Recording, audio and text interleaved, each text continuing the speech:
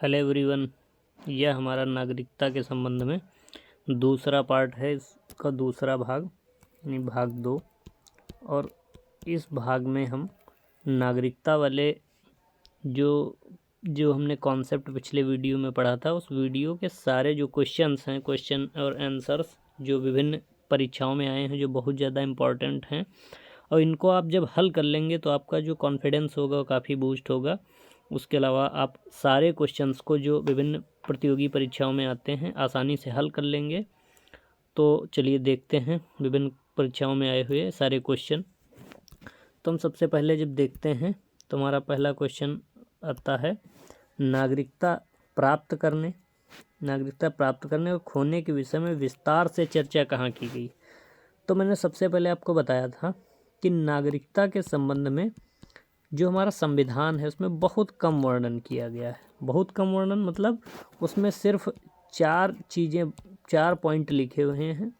उन 4 पॉइंटों में सिर्फ यही बताया गया है कि जब हमारा संविधान लागू कब हुआ, 26 जनवरी और 1950 को हमारा संविधान लागू हुआ। तो 26 जनवरी 1950 तक जितने लोगों को दी गई थी नागरिकता, सिर्फ उनकी बात की गई थी। उसके बाद सारा जो जिम्मा था वो छोड़ दिया गया संसद के कंधों पे। तो दे दिया गया संसद को यह अधिकार कि भाई आप जिसे चाहिए, जैसा चाहिए वैसा कानून बनाइए। तो संसद ने इसी अपनी पावर का यूज किया, और यह पावर जो है अनुच्छेद 11 में दिया हुआ है, आर्टिकल 11 में यह जो दिया हुआ है। तो इसके बारे में जो उसने अपनी पावर का इस्तेमाल किया, और अपनी पावर का इस्तेमाल करते हुए उसने एक कानून बनाया, और वह कानून बनाया नागरिकता अधिनियम 1955। और इस अधिनियम में उसने डिटेल से नागरिकता के सारे कानूनों की चर्चा की, रचना की, और उन्हीं के आधार पर नागरिकता को प्राप्त करना कैसे है, कैसे खोते हैं नागरिकता, कैसे किसी की नागरिकता चली जाती है, छीन ली जाती है, बर्खास्त की जाती है। तो विस्तार से डिटेल में चर्चा जो की गई है वह 1955 के नागरिकता कानून में, अधिनियम में की गई है। तो इसका आंसर हो जाएगा ऑप्शन ए 1955। अगला क्वेश्चन देखते हैं, कितने वर्षों तक लगातार बाहर रहने पर नागरिकता खत्म हो जाती है। तो अगर आप लगातार भारत से बाहर 7 वर्ष रह लेते हैं तो आपकी नागरिकता खत्म हो जाती है।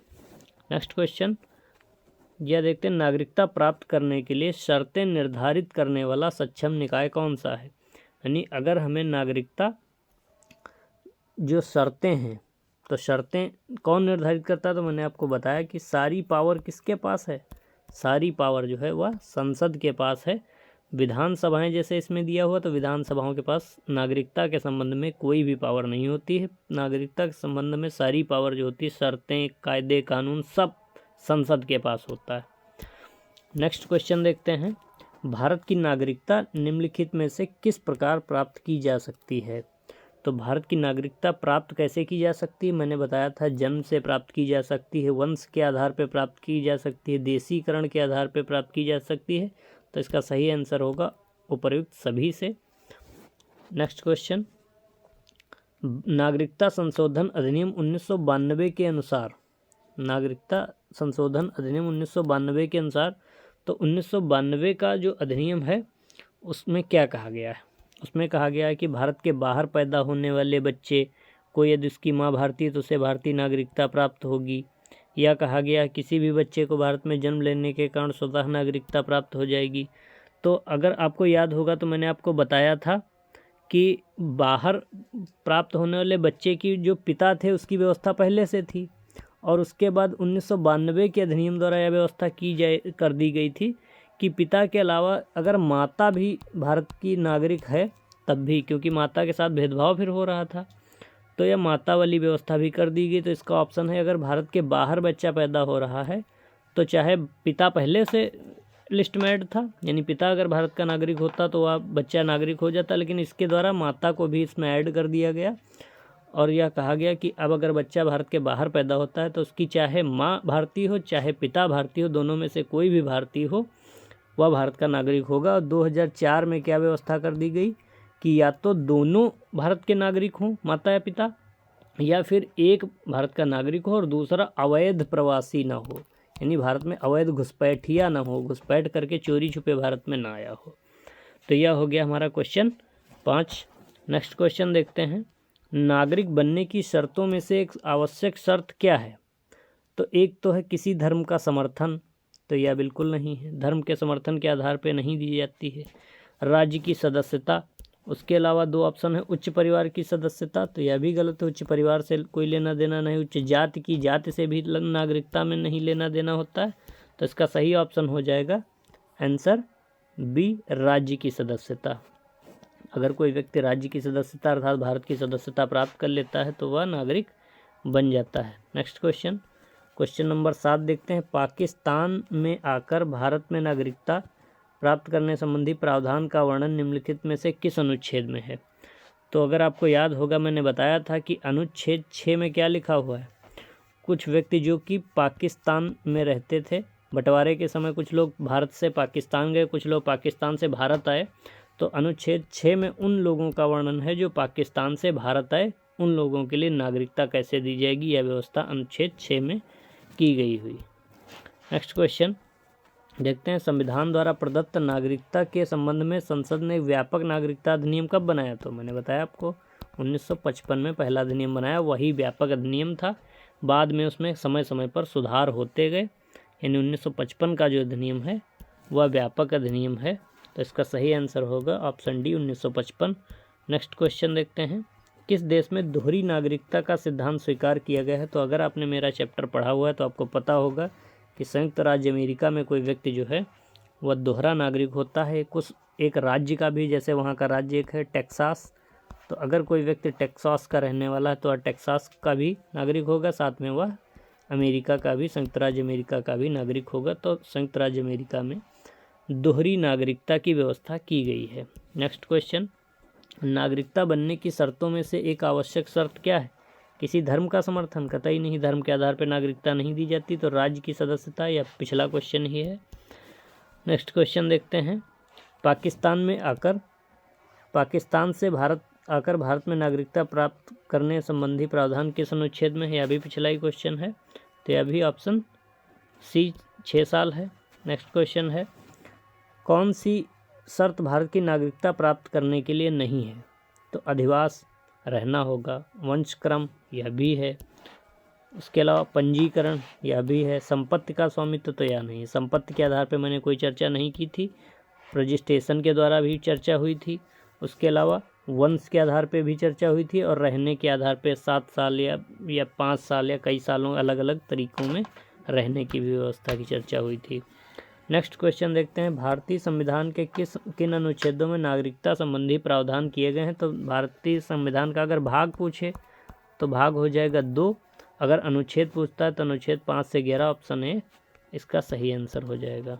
नेक्स्ट क्वेश्चन, भारतीय संविधान जो है कौन सी नागरिकता प्रदान करता है? तो मैंने पिछले वीडियो में आपको बताया कि भारतीय जो संविधान है एकल नागरिकता प्रदान करता है, इकहरी नागरिकता मिलती है, भारत की नागरिकता, राज्य की नागरिकता नहीं मिलती है।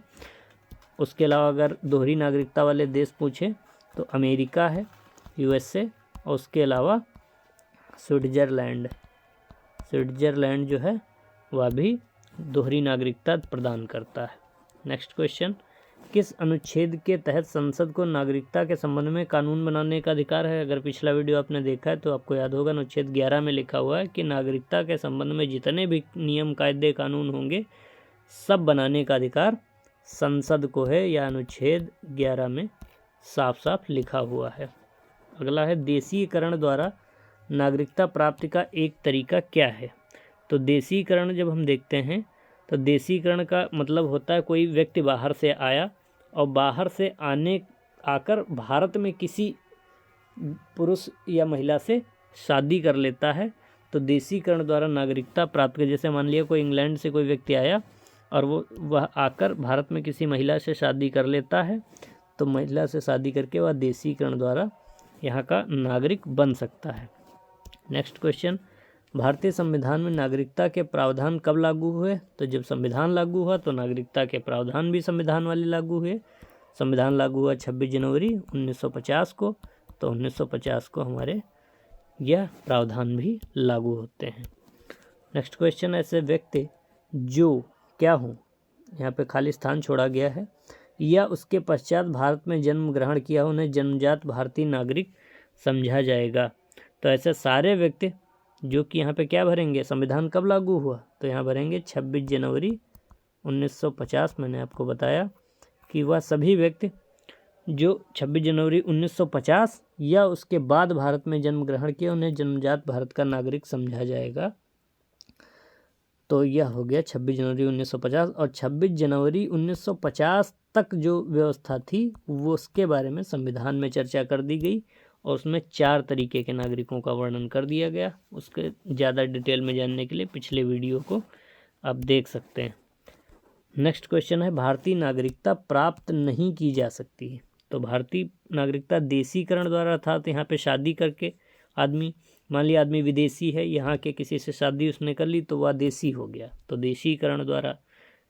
किसी भूभाग के सम्मिलन द्वारा, तो यह भी हमने चर्चा की थी। पुर्तगाल है, पुर्तगाल का जो गोवा क्षेत्र है, उसके अलावा पांडिचेरी जो फ्रांसीसियों ने दिया था, तो उन सभी भूभागों को बाद में जब मिलाया गया तो उसके द्वारा भी नागरिकता उनको मिलती है, जन्म से भी मिलती है। लेकिन आपने कहीं भी भारतीय बैंक में धन जमा करके कोई भी व्यक्ति भारत की नागरिकता प्राप्त नहीं कर सकता है, क्योंकि भारतीय बैंकों में कई विदेशियों का भी धन जमा है, पर वो भारत के नागरिक नहीं हैं। 20वां क्वेश्चन देखते हैं। तो 20वें क्वेश्चन में क्या है, भारतीय संविधान के अंतर्गत भारत के नागरिकों को वे कौन से अधिकार हैं जो गैर नागरिकों को नहीं हैं। तो भारतीय नागरिकों को ऐसे कौन से अधिकार हैं जो गैर नागरिकों को नहीं। तो हमने शुरू में ही चर्चा की थी कि भारतीय नागरिकों को सार्वजनिक पद जो हैं, जो सरकारी पद हैं, वो मिलते हैं, तो यह भी गैर नागरिकों को नहीं है, तो यह भी हो गया। संसद और विधानमंडल, यानी जो संसद के चुनाव होते हैं और विधानमंडल के चुनाव होते हैं, उनमें सीटों पे खड़ा होने का अधिकार जो है वह भी विदेशियों को नहीं, यह भी नागरिकों को ही सिर्फ है, तो यह भी सही है। अगला देखते हैं, अनुच्छेद 15, 16, 19, उसके अलावा यहाँ पे 2 अनुच्छेद और नहीं दिए हुए हैं, 29 और 30। यह जो हैं 15, 16, 19 और 29, 30, यह 5 अनुच्छेद याद रखिए। यह सिर्फ भारतीयों को, भारतीय नागरिकों को उपलब्ध हैं और विदेशियों को उपलब्ध नहीं है, इसलिए हमारा सही आंसर हो जाएगा उपयुक्त सभी। नेक्स्ट क्वेश्चन, नागरिकता के लोप होने का नियम है। अगर लोप का अर्थात खत्म हो जाना, तो किसी व्यक्ति का नागरिकता कैसे खत्म हो जाएगा। तो अगर कोई व्यक्ति देशद्रोह का अपराध उस पर सिद्ध हो गया, उसने देशद्रोह किया है, देश से गद्दारी की है, तो उसकी नागरिकता खत्म हो जाएगी। तो यह एक नियम है। यानी अगर आप भ्रमण के लिए विदेश टहलने गए तो आपकी नागरिकता थोड़े ना खत्म हो जाएगी, ना ही आप पढ़ने के लिए विदेश गए तब भी आपकी नागरिकता खत्म नहीं होगी, परिवार से बिछड़ गए तब भी नागरिकता खत्म नहीं होगी। जब देशद्रोह का अपराध सिद्ध होगा तो आपकी नागरिकता खत्म हो जाएगी। एक व्यक्ति नागरिकता के अधिकार कैसे खो सकता है, या इसमें से एक जो 4 ऑप्शन दिए उनमें कौन सा ऐसा कारण हो सकता है, तो इन पे देखते हैं। तो एक व्यक्ति किसी दूसरे देश में 2 महीने के लिए चला जाता है, तो यह बिल्कुल नहीं। एक व्यक्ति अगर 7 वर्ष तक अनुपस्थित रहता है लगातार, तो उसकी नागरिकता जाती है, 2 महीने के लिए नहीं होता है। दूसरा है, एक व्यक्ति दूसरे राज्य की नागरिकता ले लेता है, तो बिल्कुल सही है, ऑप्शन हो जाएगा। अगर व्यक्ति दूसरे राज्य की नागरिकता ले लेता है तो उसकी भारत की नागरिकता खत्म हो जाती है, यह नियम है। और एक व्यक्ति राज्य के लिए कर्तव्यों का प्रदर्शन नहीं किया, तो कर्तव्य जो होते हैं उनका कोई व्यक्ति करे या ना करे वो मर्जी पर डिपेंड करता है। कर्तव्य जो हैं मर्जी पर डिपेंड करते हैं, तो करे या ना करे उसकी नागरिकता नहीं छीनी जा सकती। और एक व्यक्ति बहुराष्ट्रीय कंपनी में काम करता है तो उसकी नागरिकता नहीं छीनी जा सकती, तो यह यहाँ पे सही ऑप्शन हो जाए बी। अगर व्यक्ति दूसरे राज्य की, मान लिया आप भारत में रहते हैं और आप अमेरिका की नागरिकता स्वीकार कर लेते हैं, तो आपकी भारत की नागरिकता जो है वह खत्म हो जाएगी। नेक्स्ट क्वेश्चन देखते हैं, भारत में एकल नागरिकता की अवधारणा जो है वह कहाँ से अपनाई गई। तो हमारी जो एकल नागरिकता की अवधारणा है वह कहाँ से ली गई, वह इंग्लैंड से ली गई। यूएसए में जो है वह दोहरी नागरिकता है, तो वहाँ एकल नागरिकता है ही नहीं। नेक्स्ट देखते हैं, निम्न में से किस स्थिति में किसी भारतीय व्यक्ति की भारतीय नागरिकता समाप्त हो सकती। तो यहाँ ऑप्शन दिए हुए हैं, उसमें से चेक करेंगे क्या करने पे भारतीय नागरिकता खत्म हो जाएगी। तो एक तो अगर आप त्याग देते हैं, तो स्वेच्छा से त्याग देते हैं, तब भी आपकी नागरिकता खत्म होगी। लेकिन त्याग देने के लिए व्यक्ति का बालिग होना चाहिए, एक लड़का नहीं होना चाहिए। उसके अलावा वह पागल दिवालिया न हो, यानी उसका मानसिक संतुलन वगैरह सही हो, तो वह व्यक्ति अपनी स्वेच्छा से त्याग सकता है। तो त्याग देने पे नागरिकता खत्म हो जाएगी। पर्यावसन, यानी अब आप बाहर रहने लगें, लगातार 7 साल तक बाहर रहने लगें, या आपकी नागरिकता वंचित कर ली जाए, छीन ली जाए आपसे नागरिकता, तो सारे हैं, इनसे सारे से नागरिकता जो तो प्रयुक्त सभी, इसका सही आंसर हो जाएगा डी। नेक्स्ट क्वेश्चन, भारत में रहने वाला ब्रिटिश नागरिक दावा नहीं कर सकता, यानी भारत में अगर कोई ब्रिटिश नागरिक रहने आ गया है तो वह किस चीज़ का दावा नहीं कर सकता। तो इसमें हम देखते हैं व्यापार और व्यवसाय की स्वतंत्रता का अधिकार, तो इसका दावा बिल्कुल नहीं कर सकता। व्यवसाय और व्यापार की स्वतंत्रता का अधिकार का दावा नहीं कर सकता। विधि के समक्ष समता का अधिकार का दावा कर सकता है। जीवन और व्यक्तिगत रक्षा की स्वतंत्रता का भी अधिकार उसे मिलेगा और धर्म की स्वतंत्रता का अधिकार भी उसे मिलेगा। तो इस प्रकार से जो व्यापार और व्यवसाय की स्वतंत्रता का अधिकार है वह उसे नहीं मिलेगा। नेक्स्ट क्वेश्चन हम देखते हैं, नागरिकता के लोप होने का एक नियम जो है, तो नागरिकता के लोप होने, नागरिकता कैसे खत्म हो जाएगी, इसके बारे में हम देखते हैं। तो नागरिकता कैसे खत्म होगी, कोई व्यक्ति अगर परिवार से बिछड़ जाता है तो नागरिकता खत्म नहीं होगी। देशद्रोह का अपराध अगर सिद्ध हो गया तो नागरिकता खत्म हो जाएगी, यह सही आंसर है। भ्रमण के लिए विदेश चले जाएं, शिक्षा के लिए विदेश चले जाएं, तो आपकी नागरिकता खत्म नहीं होगी। नेक्स्ट क्वेश्चन देखते हैं, एक व्यक्ति अपनी नागरिकता कैसे खो सकता है, तो बहुराष्ट्रीय कंपनी में अगर काम करता है तो नहीं खत्म होगी। उसके अलावा एक व्यक्ति अगर 2 महीने के लिए चला जाता है, वही क्वेश्चन है, तो अगर दूसरे राज्य की नागरिकता ले लेता है तो उसकी नागरिकता खत्म हो जाएगी। ऑप्शन सी इसका सही आंसर हो जाएगा। नेक्स्ट क्वेश्चन देखते हैं इसका, तो निम्न में से किस स्थिति में किसी व्यक्ति को भारतीय नागरिकता से वंचित नहीं किया जा सकता है। तो किस दौरान वंचित नहीं किया जा सकता है, निर्वाचन के दौरान, तो निर्वाचन के दौरान भी नहीं किया जा सकता, आपातकाल के दौरान भी नहीं किया जा सकता, युद्ध के दौरान भी नहीं किया जा सकता। तो इसमें ऑप्शन हो जाएगा जो ऑप्शन डी, उपर्युक्त सभी। तो इन उपर्युक्त सभी के द्वारा उनको वंचित नहीं किया जा सकता। उसके अलावा एक क्वेश्चन आता है कि नागरिकता संशोधन विधेयक जो अभी हाल ही में पारित हुआ है, नागरिकता संशोधन अधिनियम या विधेयक जो पारित हुआ 2019, वह संसद में कब पारित हुआ है, तो वह हुआ है 11 दिसंबर 2019 को संसद में पास हुआ है। तो यह भी ARO में एक बार पूछा जा चुका है। उसके अलावा उम्मीद है इस वीडियो से आपके सारे क्वेश्चंस जो हैं वो क्लियर हो गए होंगे। पढ़ाई जारी रखिए, इसी तरीके से कॉन्सेप्ट को क्लियर करते रहेंगे और हर वीडियो में दूसरे पार्ट में हम उसका MCQs करेंगे। तब तक के लिए तैयारी करते रहिए। नमस्कार, थैंक यू, धन्यवाद।